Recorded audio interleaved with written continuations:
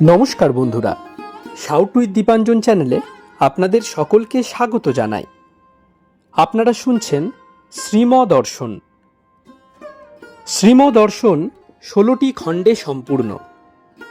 ভগবান শ্রীরামকৃষ্ণদেবের অপার অনুগ্রহে এই গ্রন্থের প্রথম ভাগের প্রথম সংস্করণ 1366 বঙ্গাব্দে ও ইংরেজির 1960 খ্রিস্টাব্দে প্রকাশিত হইয়াছিল। তদবধি ভক্তগণের চাহিদাতেই একের পর এক সংস্করণ প্রকাশ করা সম্ভব হইতেছে।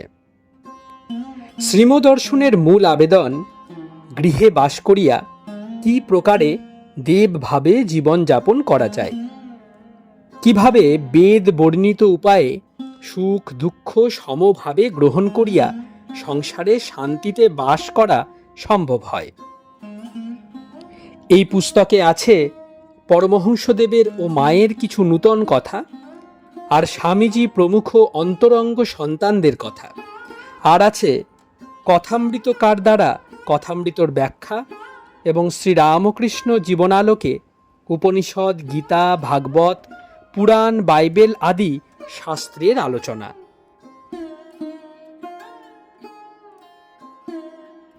আপনারা শুনছেন স্বামী নিত্যাত্মানন্দ বিরচিত শ্রীমদর্শন। আজ 70তম পর্ব। আসুন আজকের পর্বটি শুরু করি।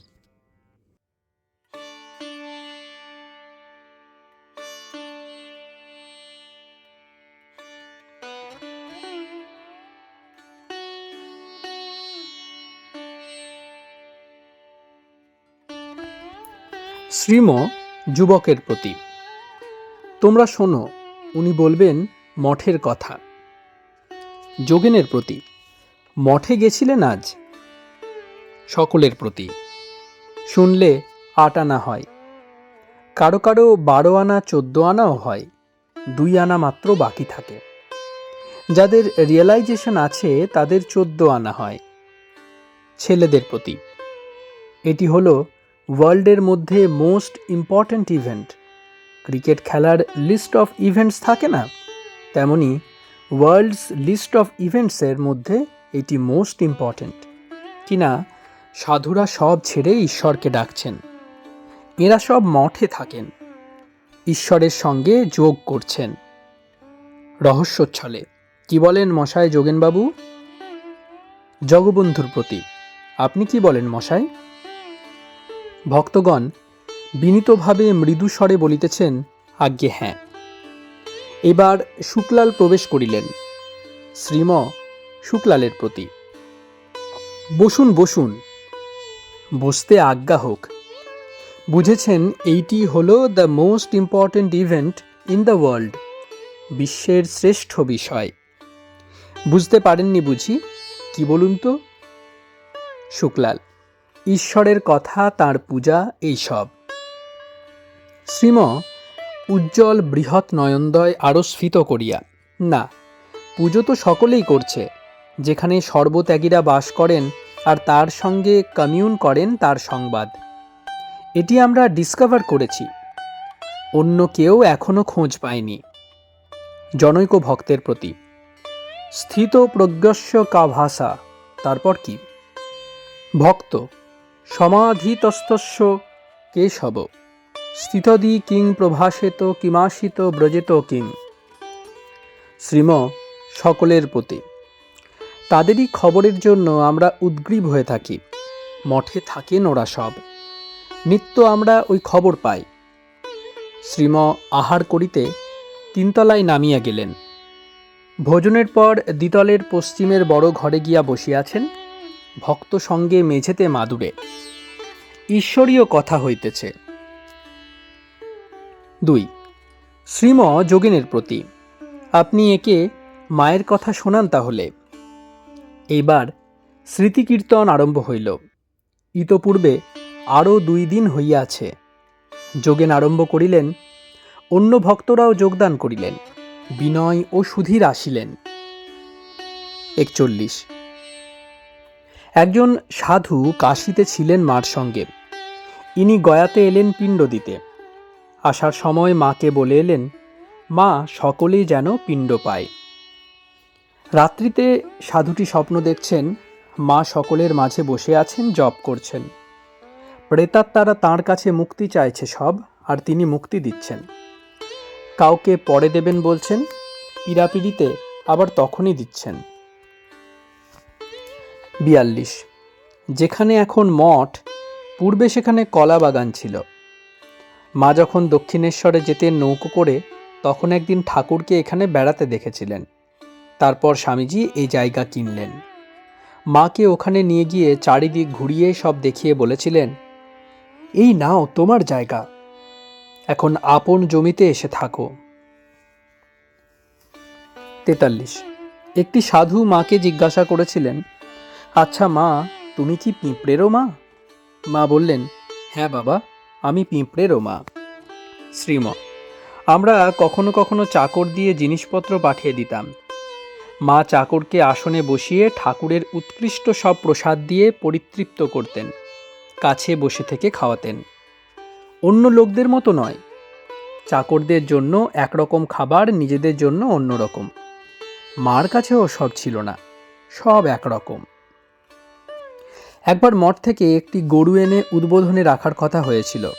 মা ওই কথা শুনেই বললেন, না না, ওরাই ওখানে গঙ্গা দর্শন করছে, স্বাধীনভাবে বিচরণ করছে, আর সাধুসঙ্গ হচ্ছে। এখানে এনে কিনা একটা ঘরে পুড়ে গলায় দড়ি দিয়ে রাখবে, তা হবে না। অমন দুধ আমি খেতে পারবো না, আনতে আর দিলেন না। এতেই বোঝা যাচ্ছে মা পিঁপড়েরও মা। 44, যতীন পাগল হয়ে গেল, ঘুরে ঘুরে বেড়াচ্ছে।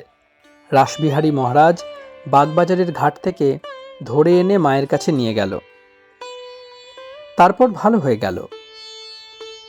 45, শ্রীহট্ট থেকে একজন ভক্ত মায়ের বাড়িতে গিয়েছেন। তার দীক্ষা নেবার ইচ্ছা, কিন্তু বলতে সাহস করেন নাই। বাইরে বসে আছেন। মা এসে বললেন, উঠে এসো বাবা, উঠে এসো। ভক্ত ওঠেন না। মা কয়েকবার বলার পর ভক্ত বললেন, মা আমি হীন জাত। মা উত্তর করলেন, না না বাবা, তুমি ঘরের ছেলে, স্নান করে এসো। তারপর দীক্ষা হলো। 46, বলরাম ঠাকুরের পায়ে হাত দিয়ে প্রণাম করত না। ঠাকুর বুঝতে পেরে তাকে পায়ে হাত বুলিয়ে দিতে বলতেন। সে তখন রাখাল, বাবুরাম, নরেন এদের ডেকে দিত। 47, উদ্বোধনে নলিন্দি একদিন পায়খানা পরিষ্কার করে গঙ্গা স্নান করতে গেছিল। মা শুনে বললেন, কেন, কলে স্নান করে গঙ্গা দিলেই হতো। আমি যখন ওদেশে ছিলাম তখন কত শুকনো গু মারাতে হতো, হাত পা ধুয়ে গোবিন্দ গোবিন্দ বলতাম, সব শুদ্ধ হয়ে যেত। শ্রীম, যাদের সূচিবায় আছে তাদের এটা স্মরণ রাখা উচিত। হাত পা ধুয়ে মুখে জল দিয়ে তার নাম করলে সব পবিত্র হয়ে যায়। 48, বৃন্দাবনে গোবিন্দজির মন্দিরে হেগে দিছিল একটি ছেলে। সকলের ঠাকুর দর্শনে অসুবিধা হচ্ছিল। গোলাপ তখন নিজের মলমলের কাপড় ছিঁড়ে ওটা পরিষ্কার করে দিল। অন্য সব লোক বলা বলি করতে লাগলো, ওরই ছেলে হেগেছে। আমি বললাম, না, সকলের বিঘ্ন হচ্ছে বলে সে পরিষ্কার করছে। আজকাল গোলাপ গঙ্গার ঘাটে গু থাকলে পরিষ্কার করে দেয়, তার স্বভাবটি বেশ হয়েছে। 49, মা সকলের ভালো দিকটা দেখতেন। একজনের কথায় বলেছিলেন, উপপত্নীর জন্য এর কি সেবা দেখলে। ডাক্তার বড়জিতেন ও অমৃত আসিলেন। 50, গৌরীমার কথায় মা বললেন, না গো, গৌরদাসীর কি কম ত্যাগ, অহংকার কত ছিল ওর, সব দিয়েছে। শ্রীম, আহা, সব ভালো দেখছেন, গুড সাইডটা দেখছেন। 51, আমেরিকা গিয়ে পূজা করবে বলে জনৈক ভক্তের অনুরোধে নিজের ফটো তুলতে মা রাজি হয়েছিলেন। ফটো দেখে পরে বললেন, আমার শরীর আরও সুন্দর ছিল, ফটোর থেকে অনেক ভালো ছিল। যখন ফটো তোলা হয় তখন শরীর ভালো ছিল না।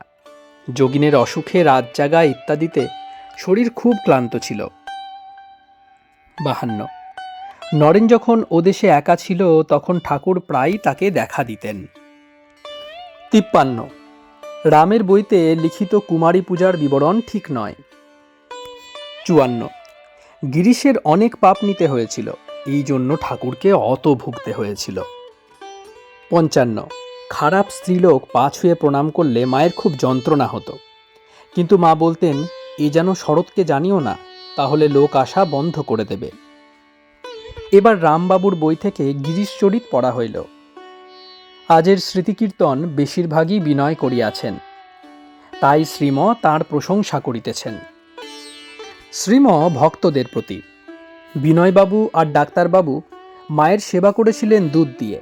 রোজ সকালে দুধ নিয়ে উদ্বোধনে যেতেন। এই জন্যই তো বিনয়বাবুর অত কথা মনে আছে। সেবা করলে ভালোবাসা জন্মে, আর ভালোবাসার জনের কথা হলে মনে থাকে বেশি। গানে আছে, আমার ভক্তি যে বা পাই তারে কে বা পাই, সে যে সেবা পাই হয়ে ত্রিলোক জয়ী। ভক্তির কারণে নন্দের ভবনে, পিতা জ্ঞানে নন্দের বাধা মাথায় বই।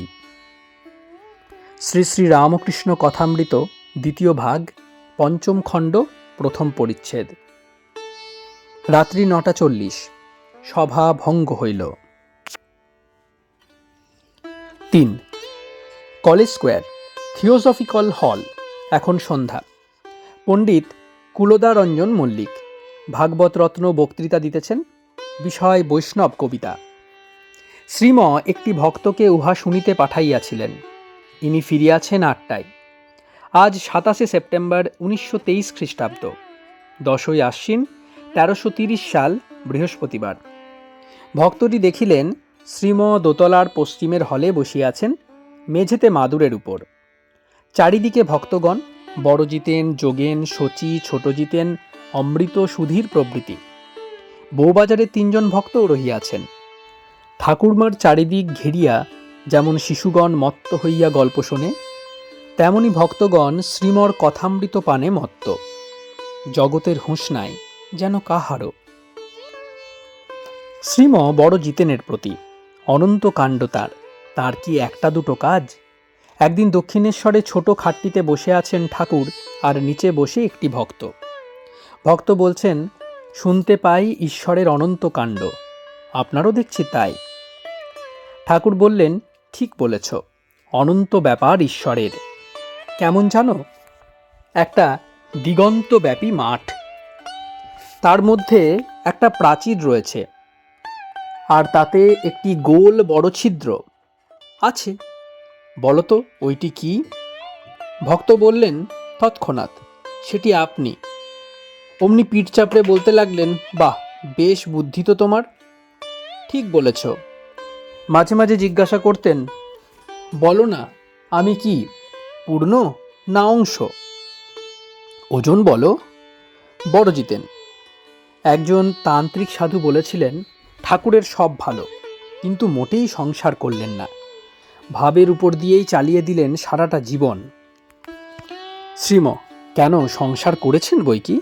কামারপুকুরে স্ত্রী ভক্তদের বলেছিলেন, আমি যে তোমাদের মধ্যে মুরকিমাল হয়ে গেলুম। সাধুটি কি ঠাকুরকে দেখেছেন? বড় জিতেন, আজ্ঞে না। শ্রীম, তবে কি, না দেখলে আর কি? সকলে কি আর সমান দাম দিতে পারে? একটা হীরের দাম দিলে ৯০০ বেগুন বেগুনবালা, কাপড়ওয়ালা বললে ৯০০ টাকা, জহুরি একেবারে ১,০০,০০০ টাকা। তবে সকলকেই ক্রেডিট দিতে হয়, যে যতটুকু বুঝেছে। সুরেনবাবু, সুরেন দাশগুপ্তের কথা বলা হচ্ছে, একজন আছেন, ইংল্যান্ড, জার্মানি এসব স্থানে পড়াশোনা করেছেন। এর যখন ৬ বছর বয়স, তখন থেকেই আমরা একে দেখছি। 2টো MA পাস দিয়েছেন। ছেলেবেলায় এমন সব কথা বলতেন ঠিক যোগীদের মতো। ওয়েস্ট থেকে আমাদের লিখেছিলেন, কথামৃত যিনি বলেছেন তিনি অবতার, তা যদি না হয় তবে যিনি লিখেছেন তিনিই অবতার। আপনি লেখক, আপনাকে জানি, আপনি অবতার নন, তাহলে যার মুখ থেকে বেরিয়েছে তিনি নিশ্চয়ই অবতার। শ্রীম 3 তলায় উঠিতেছেন। জ্যেষ্ঠ পুত্র প্রভাসবাবু দেওঘর যাইতেছেন বায়ু পরিবর্তনে। শ্রীম তাহাকে বিদায় দিলেন। শ্রীমর ইচ্ছায় ভক্তগণ আগমনী গাইতেছেন, ইনি উপর থেকে শুনিতেছেন। গান, গিরি গণেশ আমার শুভকারী, পূজে গণপতি পেলাম হৈমবতী, যাও হে গিরিরাজ আনো গিয়ে গৌরী, বিল্ল বৃক্ষ মূলে পাতিয়ে বোধন, গণেশের কল্যাণে গৌরীর আগমন, ঘরে আনব চণ্ডী, শুনব কত চণ্ডী, কত আসবেন দণ্ডী যোগী জটাধারী। শ্রী শ্রী রামকৃষ্ণ কথামৃত, চতুর্থ ভাগ, 22 খণ্ড, পঞ্চম পরিচ্ছেদ। গান। কে গো আমার মা কি এলি, একবার আই মা মনের কথা বলি। অনেক দুঃখ দিয়ে শ্যামা যদি দয়া প্রকাশিলি, তবে মা হয়ে মা মায়ের মতো ছেলের কথা শোন মা কালী। দাঁড়াগো মা হৃৎকমলে পুঁজি মানস কুসুম তুলি, ভক্তি চন্দন মাখাইয়ে পদে দিব পুষ্পাঞ্জলি। করিব সুমহৎ হোম চিত্রকুণ্ডে অনল জালি, পূর্ণাহুতি দিব তাহে জয় কালী বলি। প্রাণান্ত এ দক্ষিণান্ত কর্মফল মা তুই সকলি, মায়ের ছেলে প্রেমিক এখন যার কাছে কাল কৃতাঞ্জলি।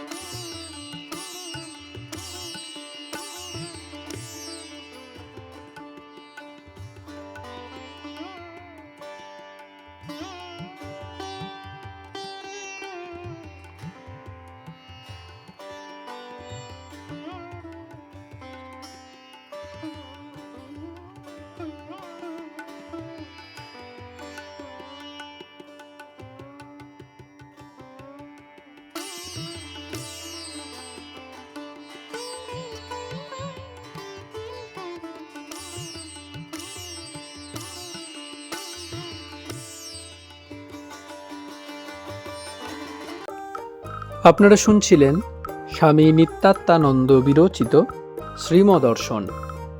আজ ৭০তম পর্বটি আপনাদের কাছে পরিবেশন করলাম। আমাদের ভিডিওগুলি কেমন লাগছে আমাদের জানান। কোনো সাজেশন থাকলে তাও অবশ্যই জানাতে পারেন। আমাদের ভিডিওগুলি লাইক করুন, আপনাদের বন্ধুবান্ধব ও পরিবার পরিজনদের মধ্যে শেয়ার করে দিন। শাউট উইথ দীপাঞ্জন চ্যানেলটি সাবস্ক্রাইব করুন এবং প্রতিনিয়ত আপডেট পাওয়ার জন্য বেল আইকনটি অবশ্যই প্রেস করে দেবেন। অনেক অনেক ধন্যবাদ। নমস্কার, ভালো থাকবেন। জয় ঠাকুর, জয় মা, জয় স্বামীজি।